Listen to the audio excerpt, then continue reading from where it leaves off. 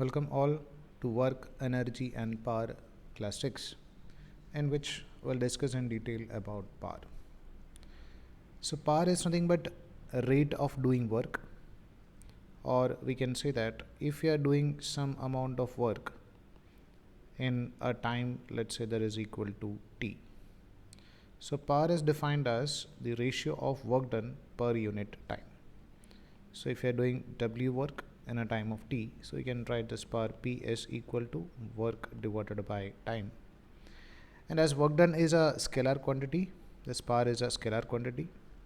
And about unit, we can say that the unit of work is nothing but joule and unit of time is seconds. So unit of power, we can take it as nothing but joule per second, and 1 joule per second is also known as nothing but watt.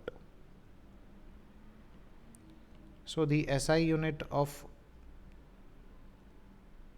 power is nothing but watt. So power is nothing but a rate of doing work, and whenever we are calculating power, if work is constant, work is done in constant time, then power will be constant.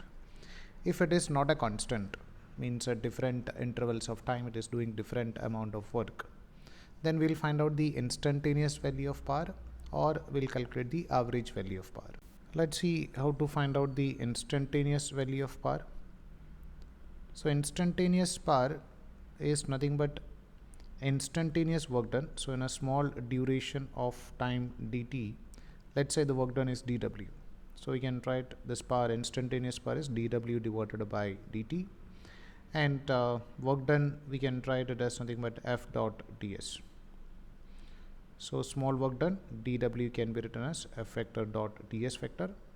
So there is a displacement of ds in a small duration of time dt, and for a small duration we are assuming that a constant force f is acting on it.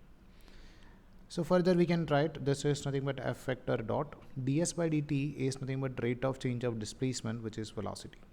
So instantaneous power can be found out by using the dot product of force vector with velocity vector. Same as like that, if you want to find out the average value of power, then we'll calculate what about the value of total work done divided by the value of total time is going to give the value of average power. So in general, if Rm is to find out the value of power and which is a constant, we'll just write work by time. If you want to find out the value of instantaneous power, we can go for f vector dot velocity vector. And if you want to find out the value of average power, so we'll go for a total work done by total time.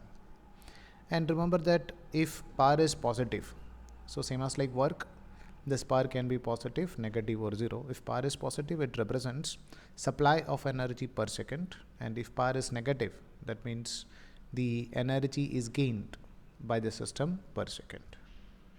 Hope so that you understood whatever the things we discussed in this class. If you are having any doubt, please contact. Thank you.